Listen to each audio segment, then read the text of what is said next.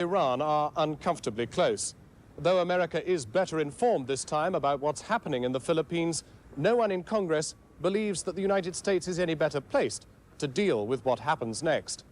Jon Snow, ITN, Washington. President Ferdinand Marcos can claim some right to having his image carved in rock if years spent in the presidential palace are a measure of success. He has seen American presidents come and go, and no one here doubts he will win again, since he has built around him a political and military machine powerful enough to ensure he wins.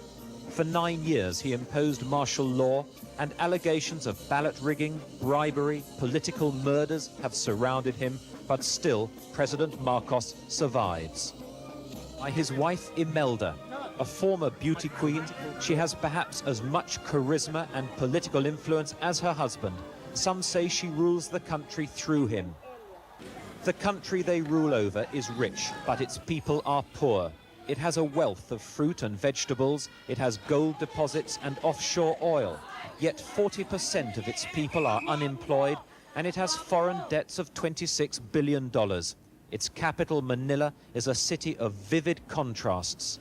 The opulent mansions of the wealthy few are insulated from the city's poor in sealed-off compounds bristling with barbed wire. An exclusive elite play polo. They are bankers, financiers, jewelers, oilmen and dealers in gold. Or, as in the case of one player here, they are related to the president. But there's another very different side to life in Manila. I'm standing at the top of the city's municipal rubbish dump. It's putrid in the hot sun, but it provides a livelihood and homes for several hundred people. They are looking for plastic bags, scrap metal, tins and cans. 1,000 cans fetch 4p from the factories which recycle them. A kilo of plastic bags fetches 2p.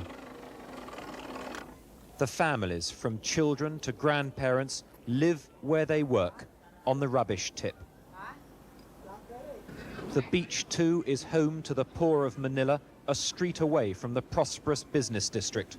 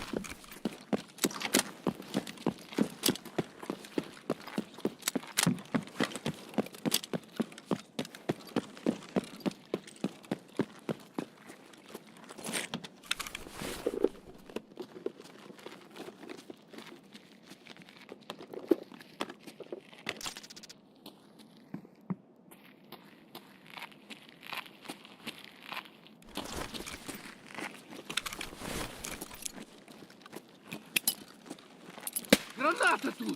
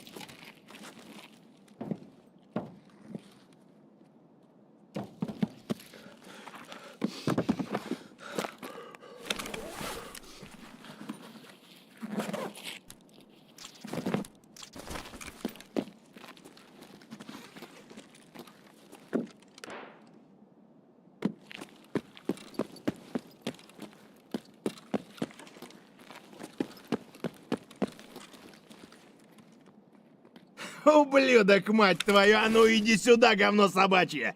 Решил ко мне лезть.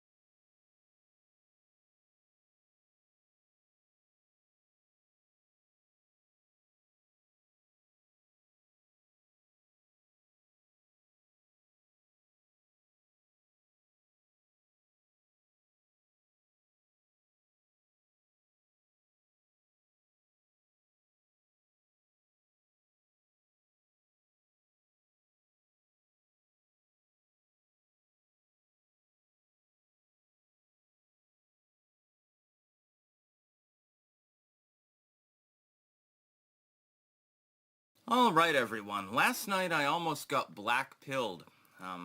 Believe it or not, it even happens to those of us who are eternal optimists. I've been battered and beaten. I've been demoted. I've had people out for me for a long time. It does cause a little bit of depression, and depression is something that I've suffered with since I was a little kid, actually. And insomnia. It is no joke. When you can't get to sleep, you can't stay asleep, you got some problems. Yeah, it can be a little much. But then I realized something. And it's something that I wanted to tell everyone else. In the end, I white-pilled myself. I actually felt much better. I feel better than I've felt in years. And here's why. If all hope is lost, so you think that there's no possibility of victory, you've been beaten down, you've been effectively destroyed, there's not much fight left in you, well then, what matters? Why should you be sad? There's no reason to be. In the end, actually, you should just fight harder, because there's nothing left to lose, now is there? This is a white pill moment. If you feel like that, if you feel like all hope is lost, your battle is effectively over, fight even harder, because there's nothing that can stop you. You become an unstoppable force. It's like an animal that's been cornered or something like that. Well, yeah, you're probably gonna die. Oh well, that sucks. Why don't you rip someone's throat out on your way out? And at least you've accomplished something. That's basically my particular ideology. So yeah, I was depressed the other day. I thought about quitting all of my content creation entirely. Between the algorithmic throttling, the inorganic attacks on my material, including my literary material to an extent at least, and everything else that's going on, looking at the world, we've got possibly looming nuclear war at the moment. We'll be talking about that separately, by the way. We got to talk about Russia's nuclear triad, my persistent belief that we can go beyond a triad as well, and so forth. My electronic failings. My webcam is a little bit more fucked up these days than it usually is. I need to get a new one. I can't get one right now. I have to wait a few days. Oh no, how sad. Are these problems really as bad as somebody that is living in the deep third world that basically has a bowl of rice and that's the only thing that they have to their name? No, of course not. I'm still, well, I hate to use the term, technically privileged compared to them. There are millions and millions of people in this world who have nothing. They don't have anything. Some of them are outright slaves. Hillary Clinton made a lot of them in Libya, for example. There's a couple million of them, just in that one country. Hundreds of millions more, and billions of people who live in abject poverty around the world. What do I have to complain about? Huh? Yeah, nothing. Absolutely nothing. I can't complain. Look, I've got a cup. It's filled with coffee. Really good coffee from Jam and Bean, by the way. I don't have any legitimate complaints. Not compared to what I had when I was younger, when I was very poor. And even then, I still had access to things that billions of people in the world will never have access to. There's no reason to be black-pilled. Number one, because you're probably better off than half the world's population, even if you're poor as fuck. And number two, because if things really are hopeless, if it really is going to end in atomic fire, or it's going to end with you dying in the street or something, you have a reason to fight. You have more of a reason to fight. Fight, fight, fight, says Donald Trump. Yeah, you should take that to heart. You have more reason than anyone. There's nothing to lose. There's nothing to be gained necessarily, but it's possible. At the very least, you admit the possibility of success in the end. At the very least, you admit the possibility.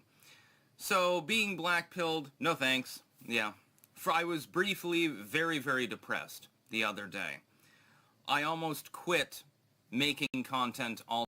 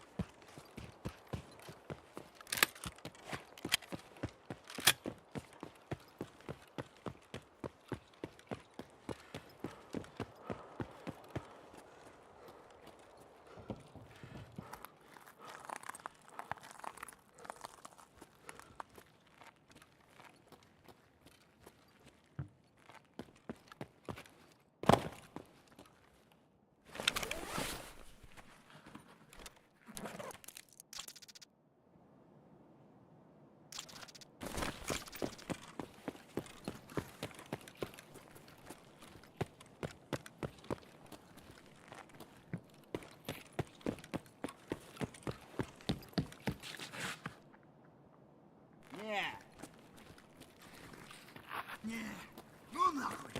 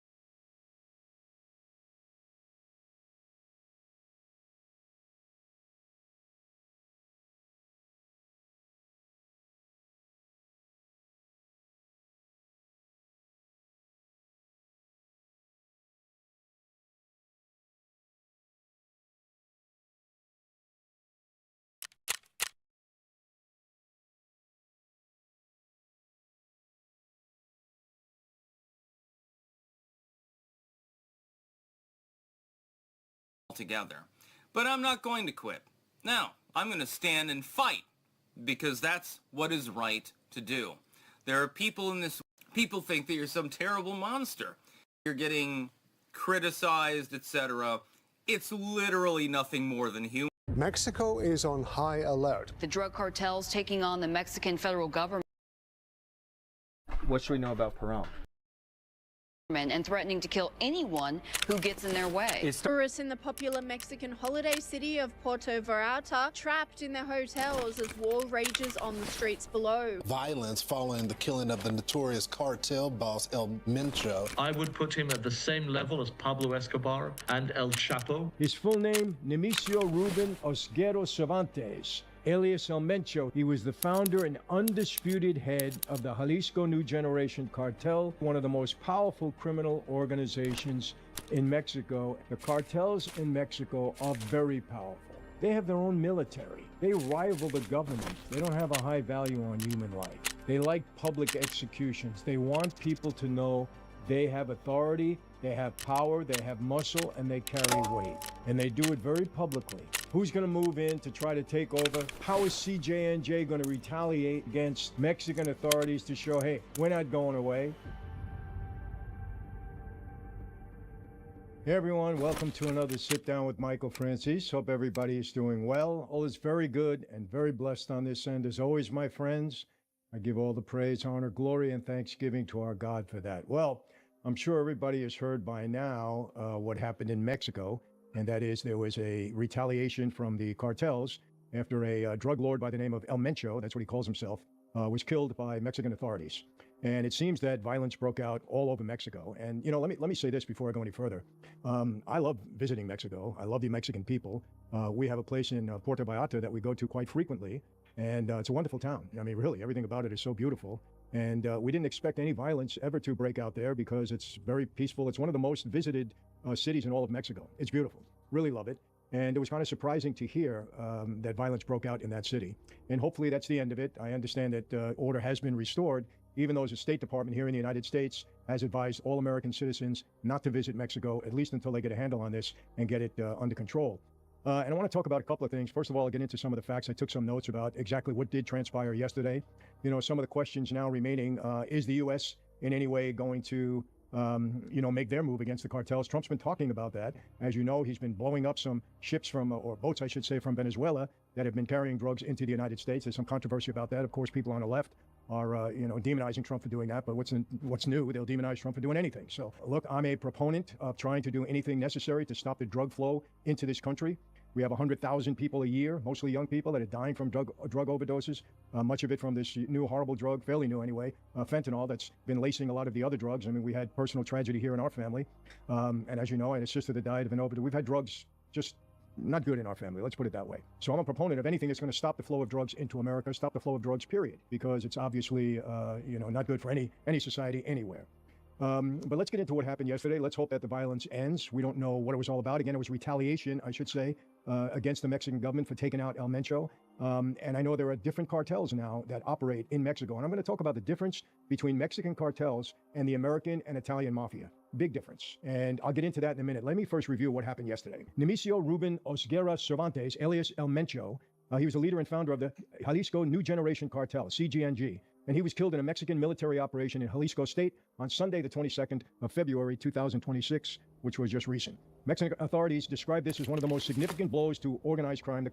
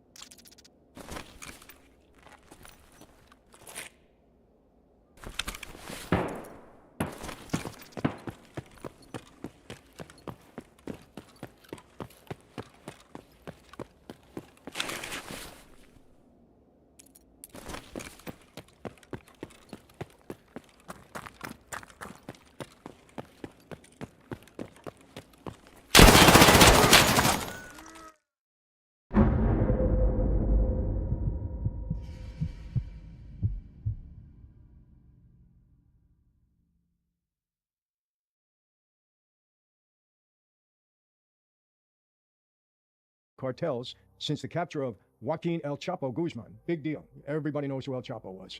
And they're saying this is the biggest, capture, killing of any drug lord ever since the capture of El Chapo. The operation took place in or near the mountain town of Tapalpa in his home state of Jalisco. It was conducted by Mexican Army Special Forces. Officials say they attempted to apprehend him. He was wounded in a shootout, and then he died while being airlifted to Mexico City for a medical treatment. U.S. agencies, get this now, provided intelligence support to Mexican forces, reflecting close U.S.-Mexico coordination and U.S. police America. It's going to be a big seller. And rivaling or surpassing the Sinaloa, which the U.S. had offered up to 10 to 15. State Department is saying, hey, don't go to Mexico. So we're not going to allow that. This is why we wouldn't allow bookmakers to work without working with us. Really not in America. We're getting told to stay out of Mexico. Nobody's going to travel there for the foreseeable future. Local security forces may face, this is like military. They're going to allow that. This is why we wouldn't allow bookmakers to work without working with us or for us. No, you're in our territory, you're going to work with us. And I think that's what will happen here. Known for rapid public retaliation when leadership figures are targeted, designed to punish the state and signal strength. Short-term reaction, continued roadblocks and vehicle arsons on key highways, especially in western Mexico. Possible attacks on police stations. This is what you can expect. Military patrols and government buildings in CJNG heavy regions. The use of narcomantis or banners, social media videos, and rumors to shape perceptions and intimidate rivals and communities. A lot of stuff is going to happen in the aftermath of this, no question. Elevated risk to civilians who ignore cartel curfews or attempt to pass through blocked roads. Got to be careful here. The civilians got to be put on notice. And they know this. They don't mess with the cartels. Succession and internal dynamics. Well, there's no obvious successor from the immediate family since many of them are already apprehended or in trouble. Key relatives are imprisoned in the U.S., limiting a dynastic handover.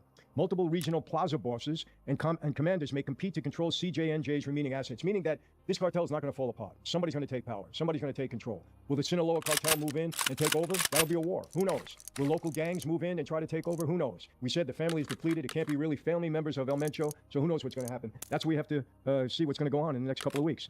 A powerful internal figure consolidates control and recenter CJNJ around new leadership. If there is somebody powerful and respected enough to do that, that person may emerge. CJNJ fragments into rival factions. Like I said, Sinaloa can take it over, maybe local gangs, some rebranding or aligning with competing cartels. Or a loose federation survives with the CJNJ name used by semi-independent groups. Long-term expectations. Drug flows are unlikely to stop. It's not going to stop the flow of drugs. No way. And you have these sanctuary cities like California. You know, thank God now we have a closed border. Drugs aren't coming in the way they were before. Thanks to President Trump. You can hate him, whatever. At least be honest about it. We don't need drugs flowing into this country. And he closed the border. Something Biden couldn't do, didn't want to do. As a matter of fact, he did just the opposite. We don't have to be redundant. The geographic map of control may shift as territories change hands, altering local power structures and violence patterns. From my notes, Mexican authorities may further militarize certain regions to prevent spiraling violence, at least temporarily. All right, so these are the things that could happen now. It's a wait-and-see thing. Let's see what happens. Who's going to move in to try to take over, CJNG? How is CJNJ going to retaliate against Mexican authorities to show, hey, we're not going away. You don't do this to us. Who knows what they're going to do? This is what we're going to find out in the next couple of days, weeks, months. So we'll see what happens. Meanwhile, there is a travel ban. I don't know if it's a ban. It's an advisory that we shouldn't be traveling to Mexico. That's all I know. Hopefully that's lifted and things change fairly soon. What's the difference between, the cartels in Mexico and the mafia? I've been saying this, and I always get, oh, Michael, stop. Let me tell you something. There's a lot of people on the internet who read the media, read social media, read the newspaper, and they think they become the authority on the mafia, okay? I grew up in it. My father was a powerful figure. He was the underboss of the Colombo family. My father was one of the most investigated members of that life ever. I'm familiar with it since I'm 3 years old. And then I was in the life for over 20 years myself. I know everything that I could know about that life, about what we did, what we didn't do, during my era, and even before. But people want to tell me, oh, Michael, you're wrong, this and that and that. Really? Where did you learn that? From the media? From social media? Do you believe 90% of what you read on what you see on social media? So much of it is nonsense, especially about my former life. There's guys mouthing off there saying things, they don't know what the hell they're talking about in plain English. So if you're commenting to me, please don't try to tell me about the life that I lived and knew and grew up in. Anyway, major difference. We were not, during my time, major drug dealers. And to my knowledge, going back to the days of Al Capone and Mazzaria and Maranzano and Luciano, we were not the major drug dealers. We were not. End of story. Did we deal with drugs? Yes. No question. Everybody brings up Vito Genovese. I know. Yes, he was a drug dealer. Was the whole mafia dealing with drugs? No. Were we anywhere near as powerful in the drug business as the cartels? No. Did we have the same military might in the United States that the cartels have in Mexico? Absolutely not. And during my era, and my era was from the mid-50s, I would say. And when I say my era, my dad. And I know. My dad talked to me. My dad hated anything to do with drugs. And he told me time and time again, we do not deal with drugs from when I was a kid. And during my era in that life, we were not allowed to deal with drugs. We were told straight out, if you deal with drugs, you die. Now, were some guys doing it on the sneak? Yes. Some guys were visiting gay bars on the sneak. Okay. Were we allowed to do it? No. We were not supposed to be doing it. And for those of you that contradict you with we're drug dealers, no. Remember, Paul Castellano was going after John Gotti and his crew. Why? Because he heard they were dealing drugs. And it was his excuse to eliminate them because he didn't like John anyway. And John retaliated by killing him first. So, but that was the whole reason, because his crew was dealing with drugs, according to Castellano. So stop contradicting yourself. We were not, those of you that say differently, we were not major drug dealers. Some guys were doing it on the sneak. I knew a guy very close to me, a soldier of mine, that blew his brains out in a phone booth. Tony Orgello, Tony the Gawk, we called him. Because he was afraid he got involved in a minor drug deal, and he was afraid we were going to walk him in the room and take his life. So please don't tell me, when I'm telling you we were not major drug dealers during our era, we were not major drug dealers, period. Now in Italy, I'm talking about the United States. Now in Italy, different. Yes, they were heroin dealers. No question about it. No question. That was not the United States. And don't cite the pizza connection for me, because those guys came from Italy. And they were pushing drugs through pizza stores. It wasn't us, and we were not supposed to be involved with them. Again, my era, so please don't tell me what I know, and what I experienced, and what I lived. I hope we got that clear. Drug cartels, they operate differently. One guy emerges. It's not, you don't take a blood oath or any of that stuff. You don't do that. We were an organized syndicate. The cartels are different. The cartels were built, okay, based upon extremely lucrative drug business. They made billions of dollars, no question about it. And as a result, they wanted to fight the Mexican government. So what did they do? They made themselves strong. They're a paramilitary group. They could fight the Mexican government. They may ultimately lose, but they could put up a fight. We can't do that. We could never do that here in the United States. The mafia wasn't built for that. No way. And if one of our leaders were taken out by the FBI, if John Gotti or Paul Castellano or anybody was taken out, or Joe Colombo, who I believe was taken out by the FBI in a plot designed by the FBI, we didn't retaliate against the government. We didn't start shooting up the neighborhoods. We didn't close down businesses. That's not who we were. It's not who the mafia is in America. Totally different than the cartels. We're not even in the same conversation with respect to drugs and the ability that the cartels had, the strength that the cartels had within the country of Mexico. And when I say the strength, I mean military, firepower. We didn't have any of that. And let me tell you, the drug cartels, they will kill. They don't have a value of human life. I'm sorry. They'll make examples. They'll hang people. They'll slaughter people. They'll murder people. We didn't do that. We didn't go into neighborhoods and kill people to make a point. We didn't take over cities. We had our neighbors.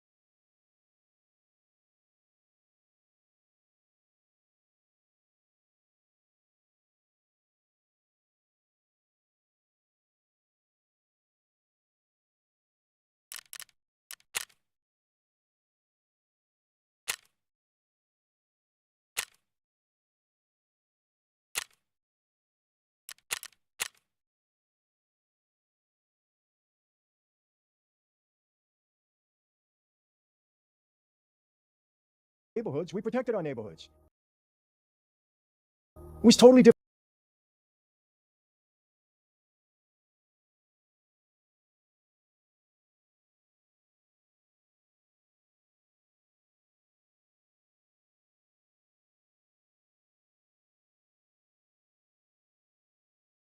Different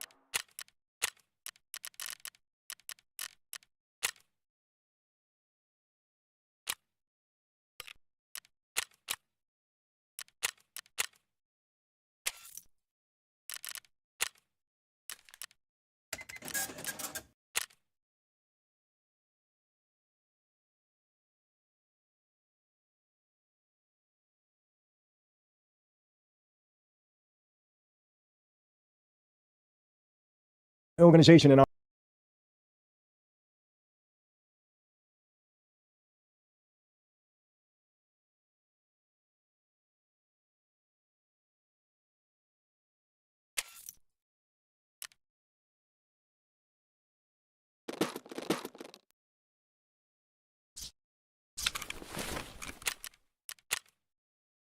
operation.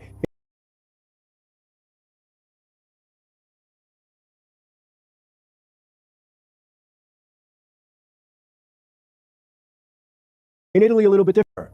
It's not who the mafia is in America. Totally different than the cartels. We're not even in the same conversation with respect to drugs. Didn't allow for that. Where in the cartels, it does allow. Most law enforcement officers are actually afraid to go hands-on. They're afraid to deal with people like you. It's not a game. They're not afraid to deal with us. Absolutely. No, a lot of people are. Afraid to us. We are an officer's dream. Is there corruption? Yes.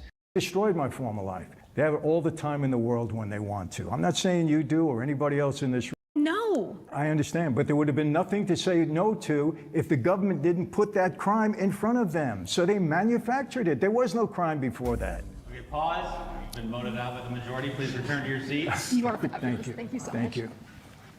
What took you guys? Yeah.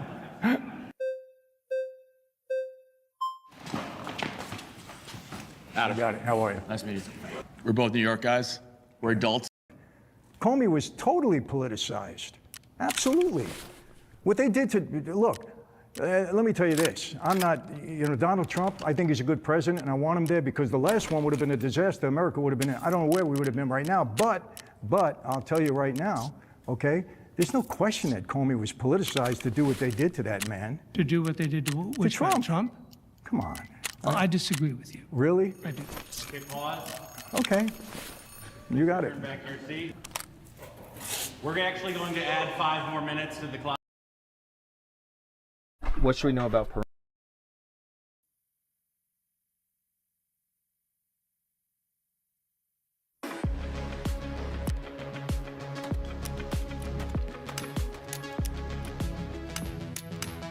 Hey everyone, James Reeves, TFB TV. Thank you for watching Enforce TAC coverage from TFB TV Showtime. I'm here at the SACO booth with Jonas. We are talking about the SACO AR, which is the new service rifle for the Finnish military, correct?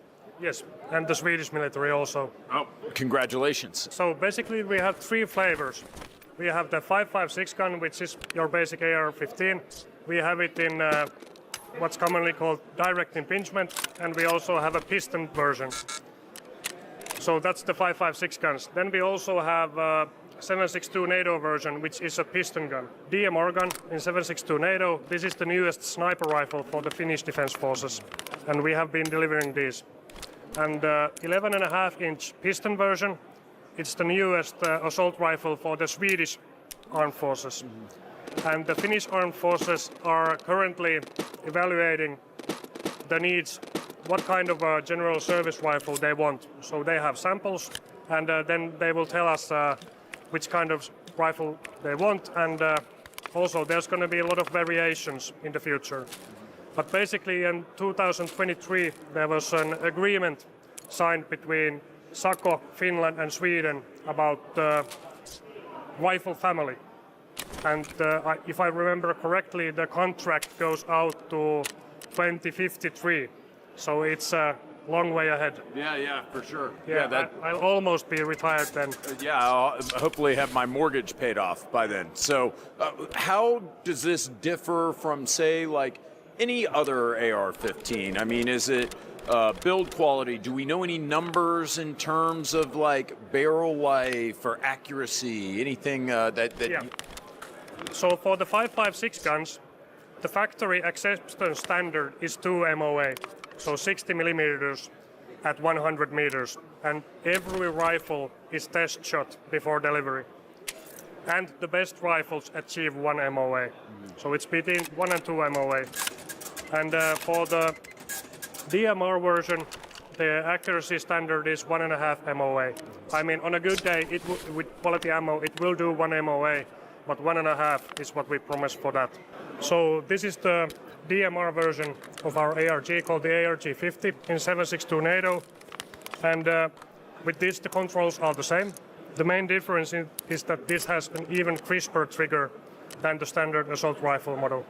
Do you know what the trigger pull weight is, Jonas?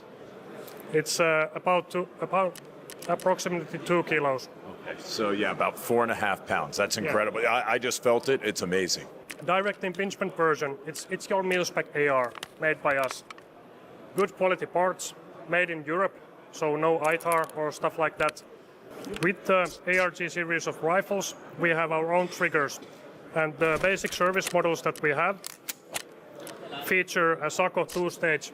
We call it the match trigger because it's really nice. I also noticed it looks like you have ambi controls, and then when I was manipulating this rifle, I saw that the throw on the safety is also much shorter. So we do both versions. We do the 60-degree and the 90-degree, depending on customer requirement. But the customer for this rifle wanted the more modern throw. And controls are ambidextrous, with the difference on the on some of the ambidextrous rifles, you have a problem where right-handed soldiers are dropping their magazines. Like that's something you hear from Ukraine. But our mag catch, it's a lot heavier to actuate, so that you won't have that problem on the left side. Interesting. Okay. And our piston version, how it differs from the competition is that we have shrunk the piston system so as you don't have a thick handguard. So the handguard is the same dimensions as your everyday direct impingement AR-15. Yeah, because on a lot of those short stroke piston guns, you'll see, they're very, 2x4. I like that. It's a 2x4. Yeah, do they have a 2x4? You guys are on metric. What are you even talking about? How did you achieve this? Engineering. Yeah, because right out of the bat, for security of supply reasons, one of the design imperatives was that the lower and upper receiver have to be the same on both versions. So basically, on our rifle, you can strip away the bolt carrier group and the gas system and reconfigure it in either or. The upper receiver is the same. The only thing that you change is one bushing inside the upper receiver that is fit for the pusher rod or the gas tube. Is the gas system adjustable? Yeah. There's 2 positions, suppressor and normal barrel. Okay. So that was an early requirement from the current customers that they want some sort of adjustment for suppressor use, but they don't want a multi-click system that is usually on the wrong setting with the soldier. Just keep it simple, but you can also make the changes as needed if you're using a suppressor. Exactly. Now, as a man from Florida, are you familiar with Florida, Jonas? Yeah. Have you been to Florida? Not yet. Would you like to go to Florida? Yeah, it's off week. Yeah. It's in the schedule. Okay, so you're going to go to Florida and then you're never going to move back to Finland? Is that where you live now? Yeah. You'll never go back. Yeah, you're going to stay down in Florida. Trust me, I'm from there, born and raised. But I went to Finland in February, last February, and it was perhaps the worst week of my life. It was so incredibly cold. Finnish brutality. Yes, Yeah. I was there for Finnish brutality. I competed in Finnish brutality, and I almost visited your factory, but you were closed for a holiday.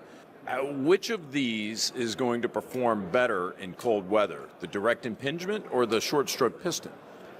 Both are going to perform, but the piston one is going to need less oil. You guys tested that? I assume so. Yes. Yes. And the secret sauce with ARs working in the cold is the lubricant. So you need to have correct lube. What would you recommend? The traditional Finnish trick is to use lamp oil, which is kerosene and paraffin. You mix that with gun oil and then it will run. Of course. There's always like an old Finnish trick, which is, very fun. So if I want to get one of these in the U.S., is that ever going to happen? Like for civilian market, it should be like, the compliance parts and everything. Yeah, that's the tricky part. But if anyone can swing it, it's anyone who's under the Beretta tent. It's possible. Beretta, of course, the biggest gun. The opportunity to train with these Delta guys. It's the most elite special forces combat fucking operators in the world. You meet them. They're not the biggest guys. They're not the toughest guys. They're not trying to fucking be hard, and they're the most relaxed, at ease. Finally, I was like, what?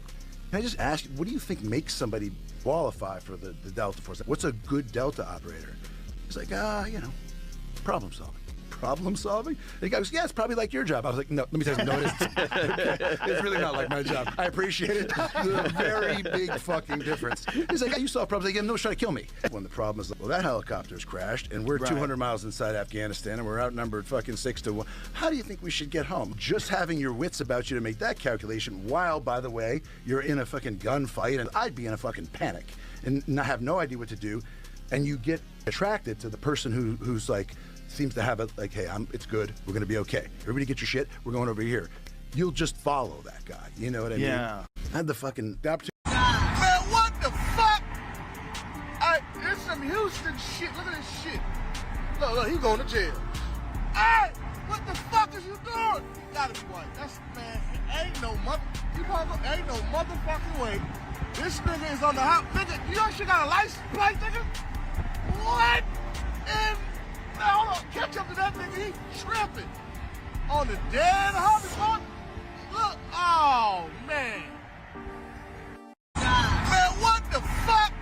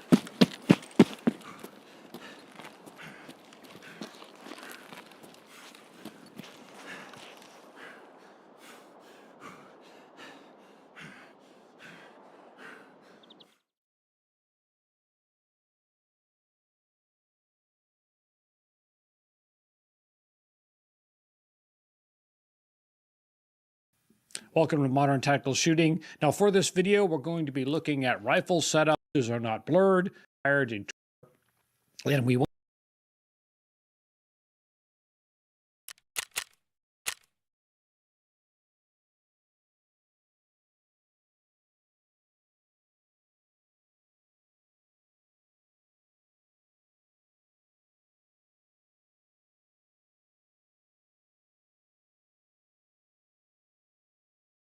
went to Geisley triggers for our lowers. I want to say it was 2012, 2013. So they're running Geisley Super Select Fire Match triggers. The butt stocks that come on the lower are the Army Waffle stock. I'll talk more about butt stocks here in a second, and those lowers usually come with an A2 grip still. So that's the base model of what they're getting. Now that optic right there, that is a Night Force 1:8 scope. Teams are getting those in certain numbers. I'll talk more about that later, but they still get issued a lot, or a lot of that soft mod block 2 stuff is still out there, like EOTechs and lights and things like that. And I'll talk more about all those different items as we get into it. But right now, let's look at our first set of photos and check out what these Green Berets are running. So these photos, this is actually from January 2026. I believe it's 5th group in Syria. Now, the guy on the right, he is running, that's a Magpul MOE RL stock with a T1, aimpoint T1, and a Unity mount. Now, that is unit issued.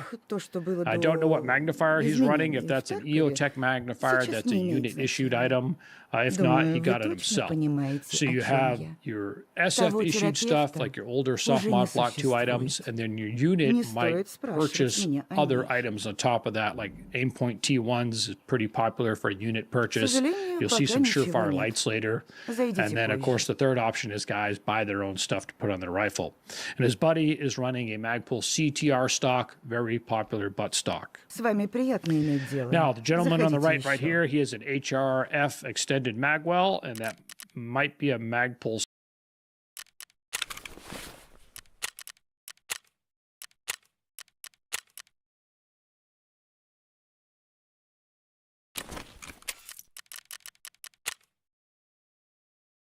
stock. Now he has a Surefire light on there. It's probably unit purchased to replace the current plastic light, which is still an M-Sight WMCX 200 soft mod block 2 from 2011. On that butt stock, it could be a Magpul MOE SLS. I really can't tell from this photo. But his buddy on the left there is running the SIG MCX Rattler, and that's the first time I've seen one of these in use with an SF guy. And talking to some current SF guys, each CRIF has gotten a few dozen of these SIG Rattlers in both 5.56 and 7.62 by 39. That's pretty interesting, but they're not in use a lot. One guy I talked to said nobody's even really played with them yet in his unit, and they're only going to CRIF teams. Normal SF teams don't have them, and it's designed to be a PDW. And I feel pretty good rock. Each CRIF has gotten a few dozen.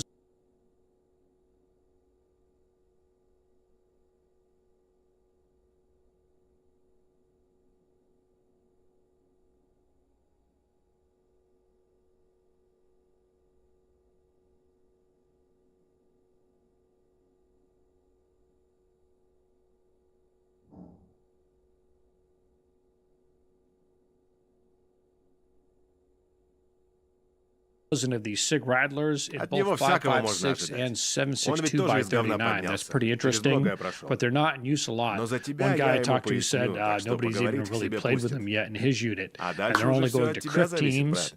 Normal SF teams don't have them, and it's designed to be a PDW. And I Ты feel это, pretty good rocking one если of с those, эвакуацией не выгорит, especially in захаживай к 7.62x39. I think that's Для a great таких, как caliber ты, for a у меня PDW. всегда работа найдется. So pretty interesting setup right Футболки there. с одним из политиканов Таркова.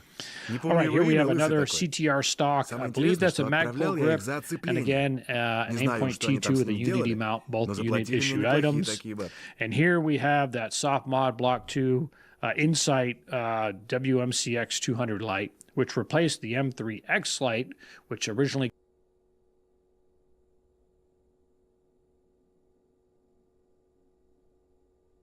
came on Block 2 in Прости, брат, 2007. сейчас ничего And нет. we got that Insight replacement light in around Жду в другой раз 2011. It тогда. was the first LED light that SF would adopt.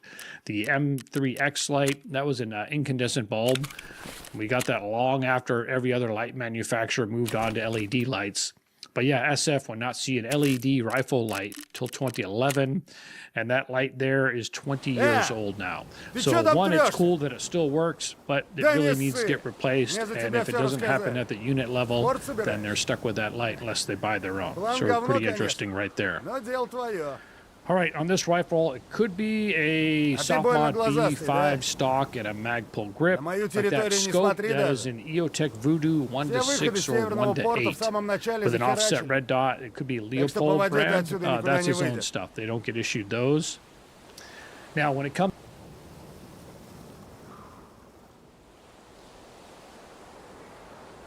Да мало ли что стоит. Считай, это их последняя стоянка, ну или как это у моряков называется. Только южный терминал в рабочем состоянии остался. Но там эти вояки засели. Всех тогда с теплого места согнали, падлы.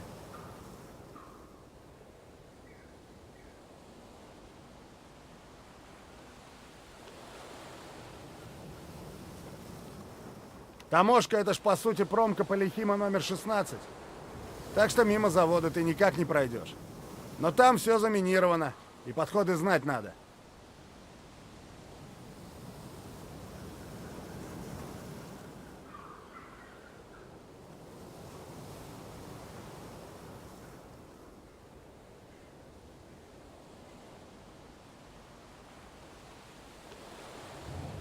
А ты что думал, в сказку попал? Если халтурку сделаешь одну, так я тебе не только подходы покажу. Еще и со спецом одним свяжу. Если б не его загоны философские, был бы идеальным партнером в натуре. Недавно одни пацанчики совсем страх потеряли. И склад мой попытались штурмануть. По земле они больше не ходят, но склад ремонтировать надо.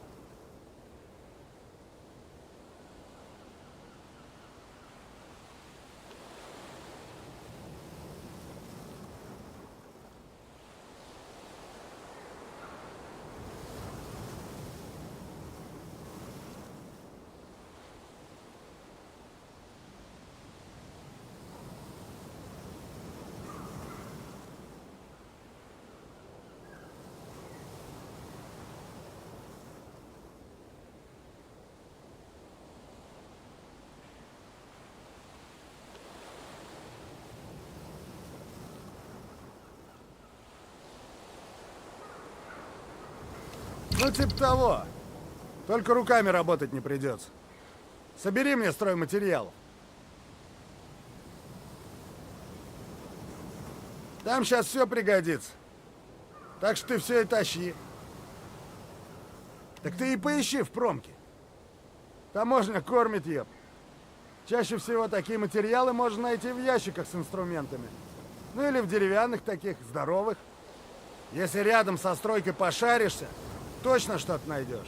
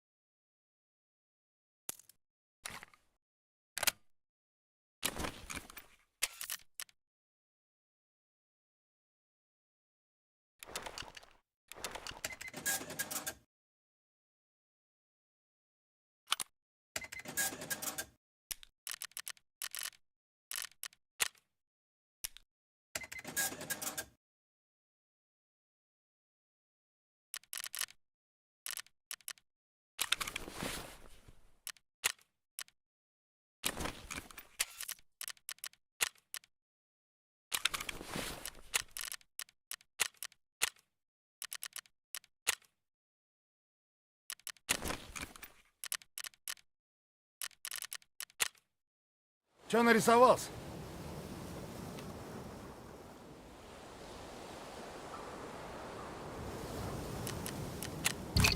Херня это все, конечно. Но нам и такое сейчас подойдет. Прямая дорога заминирована, но мои пацаны тебе все передадут. Мы сами этими переходами пользуемся, так что там все ровно. Да, его все механиком зовут. Если тебе нужно реально качественное оружие, то лучше механика ты в Таркове никого не найдешь. Он по-любому сам уже мог бы свалить отсюда, но остается.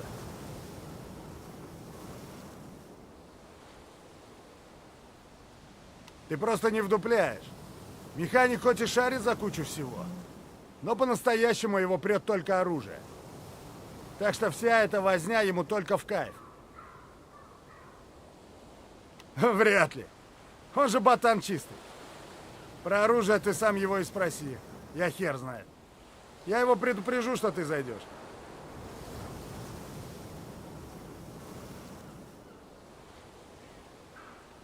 Обращайся.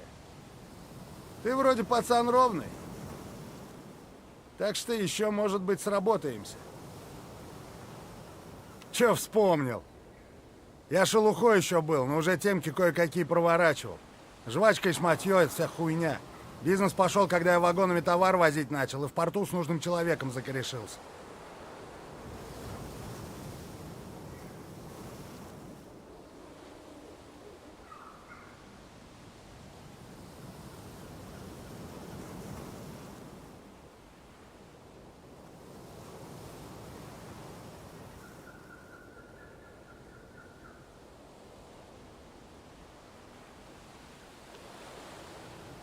Не, пусто сейчас. Че, денег поднял, да?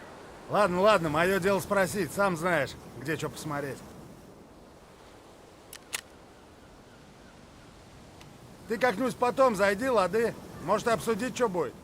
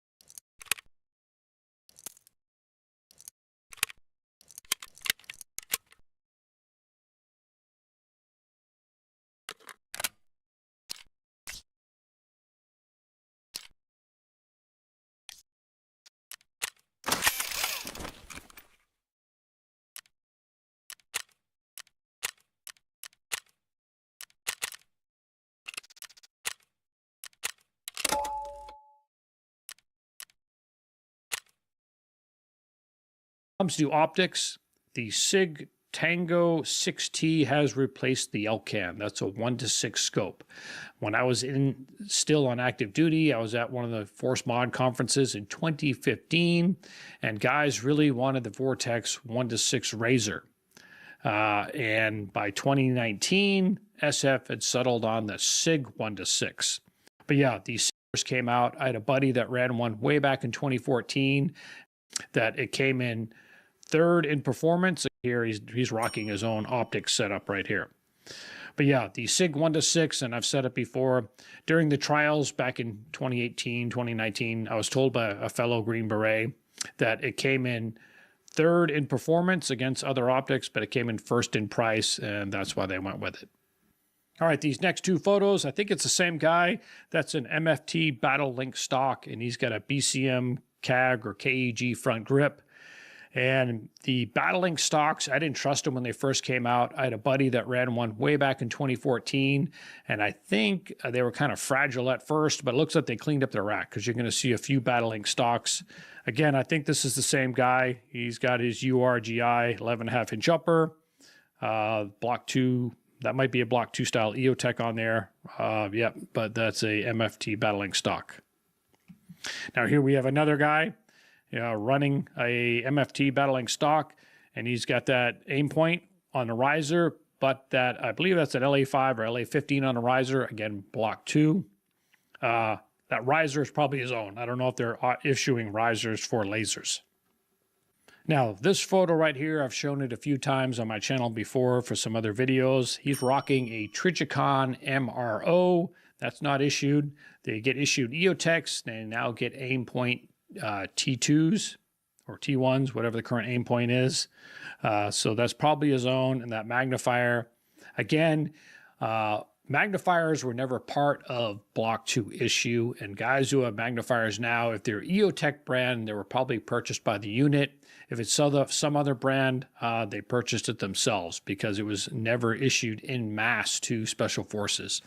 And there really needs to be a soft mod Block 3, but I'll talk about that here at the end of the video. All right, here we got another Magpul CTR stock. It's a very popular stock because the CTR, it's old school now by Magpul standards, but it's a great value for money stock, especially the version that has QD mount. So it's, yeah, great value for money. And fun fact, guys don't get issued QD mounts with their rifles. In Soft Mod Block 2, it came with a sling loop on the front handguard, and the Waffle stock has a sling loop, but the old LMT Soft Mod stock didn't come with a QD socket, so guys ended up 550 cording their slings on their butt stocks and using kind of a normal sling mount or purchasing their own QD mounts, which is what I did.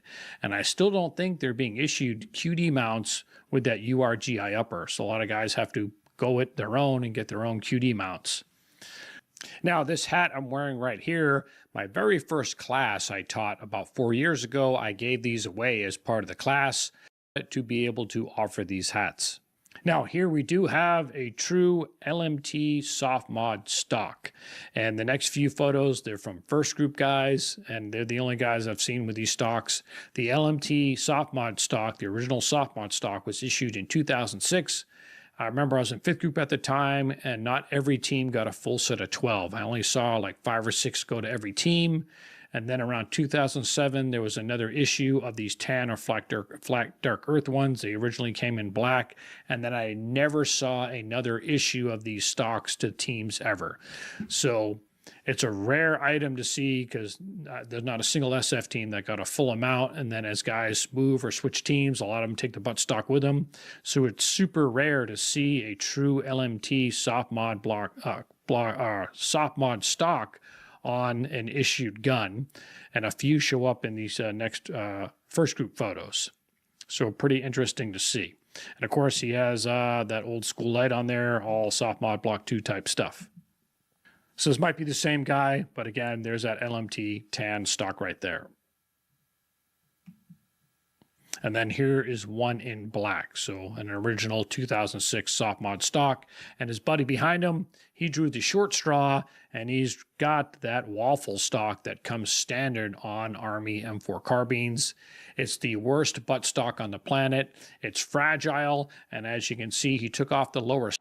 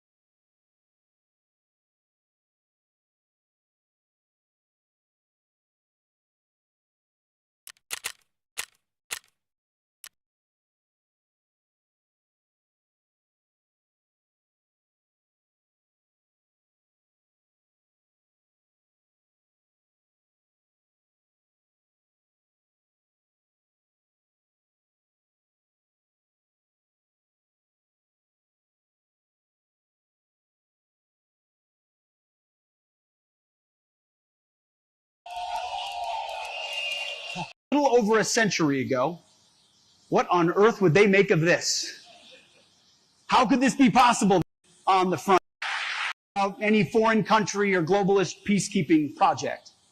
We invest in factories in congressional districts because we Ukraine. That cost for the American taxpayer.